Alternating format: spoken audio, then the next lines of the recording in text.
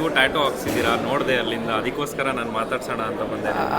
Thank you Chetan sir. ನೀವು ನೋಡಿದ್ರೆ ನೋಡಿ, ರೈಟ್ ಹ್ಯಾಂಡಲ್ಲಿ ಗ್ರೋ ಟುಗೆದರ್ ಅಂತ ಇದೆ, ಲೆಫ್ಟ್ ಹ್ಯಾಂಡಲ್ಲಿ ಈ ವಿಡಿಯೋ ನೋಡ್ತಾ ಇರೋರಿಗೆ ತುಂಬ ಜನಕ್ಕೆ ಇಷ್ಟ ಆಗುತ್ತೆ ಈ ಟ್ಯಾಟೂ ನೋಡಿ, ಟೀಮ್ ವರ್ಕ್. ಟ್ಯಾಟೂ ಬಗ್ಗೆ ಹೇಳೋದಾದರೆ ಯಾವುದೇ ಒಂದು ಟ್ಯಾಟೂ ಆಗಿರಲಿ ಚೇತನ್ ಸರ್, ಇವಾಗ ನಿಮ್ಮ ಬ್ರ್ಯಾಂಡ್, ಇವಾಗ ರೋಬೋಟ್ ಟ್ಯಾಟೂಸ್ ಅಂತ ನಿಮ್ಮ ಬ್ರ್ಯಾಂಡ್ ಇದೆ.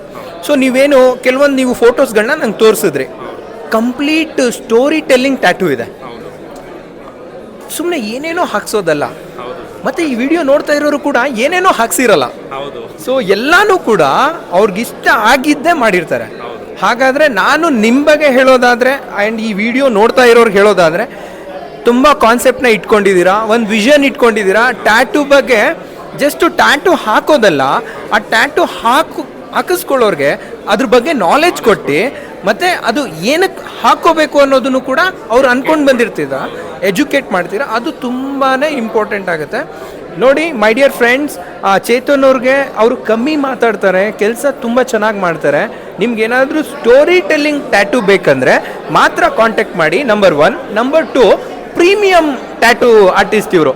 ಸುಮ್ಮನೆ ಬೇಸಿಕ್ ಲೆವೆಲಲ್ಲಿ ಮಾಡೋದು ಆ ಥರದ್ದೆಲ್ಲ ಇಲ್ಲ. ನಾನು ನೋಡಿದೆ ನೆಕ್ಸ್ಟ್ ಲೆವೆಲ್. ಬೇಕಾದರೆ ಈ ವಿಡಿಯೋ ನೋಡ್ತಾ ಇರೋರಿಗೆ ಸರ್ ಒಂದು ಸ್ಲೈಡ್ ಕೊಡಿ, ನೀವು ಯಾವ್ಯಾವ ಥರ ಮಾಡಿದ್ದೀರಾ, ಒಂದು ಫೋಟೋ ಬರ್ತಾ ಇದೆ ನೋಡಿ ಬನ್ನಿ, ಮತ್ತು ಬೇರೆಯವ್ರಿಗೆ ಒಂದು ಟ್ಯಾಟೂ ಹಾಕಿದ್ದಾರೆ ಆ ವಿಡಿಯೋನೂ ನೋಡ್ಕೊಂಡು ಬನ್ನಿ. ಈ ವಿಡಿಯೋ ನೋಡ್ತಾ ಇರೋರಿಗೆ ನನ್ನ ಕಡೆಯಿಂದ ಯಂಗ್ ಪೀಪಲ್ಗೆ ಸಪೋರ್ಟ್ ಮಾಡಿ. ಇಂಥ ಟ್ಯಾಲೆಂಟ್ ಇರೋ ಪೀಪಲ್ಗೆ ವಾಟ್ಸಪ್ ಸ್ಟೇಟಸಲ್ಲಿ ಈ ವಿಡಿಯೋನ ಅಪ್ಲೋಡ್ ಮಾಡ್ಕೊಳ್ಳಿ, ಇವ್ರ ಪೇಜ್ನ ಫಾಲೋ ಮಾಡಿ, ಟ್ಯಾಗ್ ಮಾಡಿ, ಕಮೆಂಟ್ ಮಾಡಿ. ಏನಾದರೂ ತಪ್ಪಿತ್ತಾ ಅದನ್ನು ಕಮೆಂಟಲ್ಲಿ ಹೇಳಿ, ತಿದ್ಕೊತಾರೆ, ಬೆಳೀಲಿ. ದುಡ್ಡು ಮಾಡಿ ಸರ್, ಜೊತೆಲಿರೋರ್ಗೂ ಸಪೋರ್ಟ್ ಮಾಡಿ, ಟ್ಯಾಟೂ ಹಾಕಿಸ್ಕೊಂಡು ಬರೋರಿಗೆ ಎಜುಕೇಟ್ ಮಾಡಿ ಅಂತ ಹೇಳ್ತೀನಿ.